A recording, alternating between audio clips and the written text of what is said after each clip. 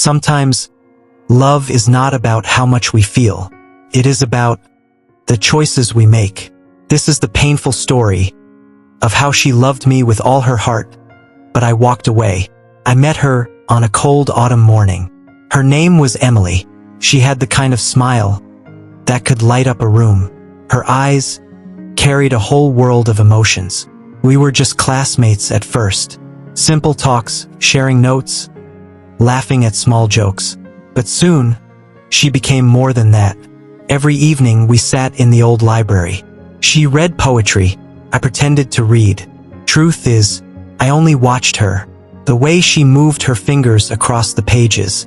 The way she tucked her hair behind her ear. The way she whispered to herself while reading. My heart knew, but my lips stayed silent. One rainy evening, she looked at me. Her voice was soft, almost shaking. She said, "I don't want your books. I don't want your help in studies. I just want your heart." My chest tightened. I wanted to scream, "It's already yours," but fear held me back. I forced a smile and said nothing. She looked down, her tears mixing with the rain. That was the night I broke something precious. After that, nothing was the same. She still met me. She still smiled. But between us, silence grew stronger. One afternoon, she asked me, "Do you know what the saddest love is?" I said, "No." She whispered, "The one that never gets spoken." Her words cut deeper than a knife, because she knew I loved her, but I was too weak to admit it. It was her birthday. Everyone was there, singing, laughing, eating cake, but I noticed her eyes. They looked happy on the outside, but inside, they were crying. Later that night, when everyone left, she stood at her doorstep. Moonlight fell on her face. She said softly, "Do you know what my birthday wish was?" I asked, "What?" She whispered, "My wish was you." My throat went dry. My heart wanted to shout.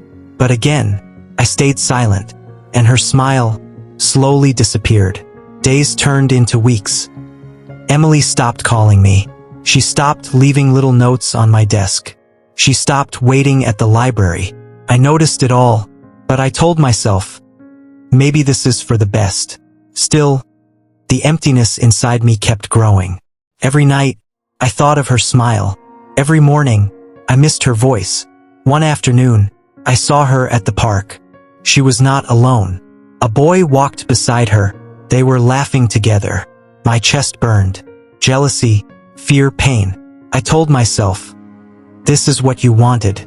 You never gave her your heart. So she found someone who wasn't afraid. But my heart whispered, you are losing her forever. That night, I couldn't stop myself. I went to her house. When she opened the door, she looked surprised. "Why are you here?" she asked. Her voice was calm, but her eyes were tired. I stammered, "I saw you with him." She sighed. Her eyes turned sharp. "Do you have the right to ask me that?" Her words stabbed me. She was right. I had no right. Tears filled my eyes.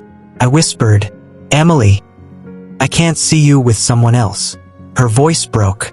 "Then why didn't you hold me when I was only yours?"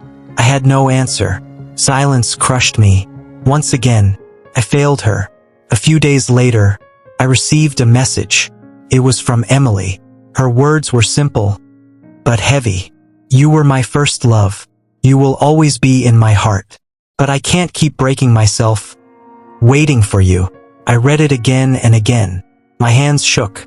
My eyes burned. I wanted to run to her. I wanted to scream, "Don't leave me!" But my fear held me back once more. And this time she did not come back. Months passed. She disappeared from my life. No calls, no messages, no library. She was gone. And me? I drowned in loneliness. I smiled on the outside, but inside, I was breaking. Every night, I remembered her words. My wish was you. And every night, I realized I had broken the heart of the only girl who ever truly loved me. After her last message, couldn't sleep. Her words kept echoing. I can't keep breaking myself waiting for you. I realized I had loved her, but I never gave her my love. I gave her only silence, and silence destroyed us. One afternoon, her cousin gave me something, a small brown diary, Emily's diary. I opened it. My hands were shaking. The first page said, "This diary is for him, the boy who doesn't even know. He is my whole world." Tears filled my eyes. Page after page, she wrote about me, how she loved my smile, how she prayed for my messages, how she wished I would call her mine. But later pages grew darker. Maybe I'm not enough. Why can't he say it once? That he loves me too? On the last page, she wrote, "Today I learned. Love is not about waiting forever. I am letting him go, but a part of me will always belong to him." I closed the diary, and for the first time, I cried like a child. Years later, fate brought me to a train station, and there she was, Emily, but not alone. She was holding someone's hand. Her smile was brighter than ever, and her eyes were shining with peace. My heart stopped. She walked past me. Maybe she didn't see me, or maybe she chose not to. Either way, in that moment, I knew I had lost her forever. That night, I wrote her a letter, but I never sent it. "Dear Emily, I loved you. I loved you more than anything, but I was too afraid to say it. You gave me your heart, and I gave you only fear. For that, I am sorry. You deserved better than me. If you are happy now, then that is enough for me. But just know, in some corner of this world, there is a man who will always carry your memory as his greatest love." I folded the letter and hid it away. It became my punishment to love her in silence forever. Time passed. One day, I heard the news. Emily was getting married. My chest burned. My hands trembled, but I forced a smile. On her wedding day, I didn't go, but I whispered a prayer. May her new life bring her all the love I could never give. And with tears streaming down my face, I let her go, completely. Now, when I look back, I understand something. Love is not about fear. Love is not about silence. Love is about courage. The courage to say, "You are mine." I didn't have that courage, and because of that, I lost the only person who truly loved me.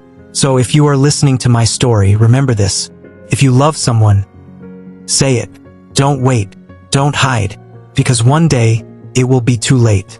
This was the story of how she loved me, and I left her. And today, I live with the pain of knowing that the greatest heartbreaks are not from what we did, but from what we never said.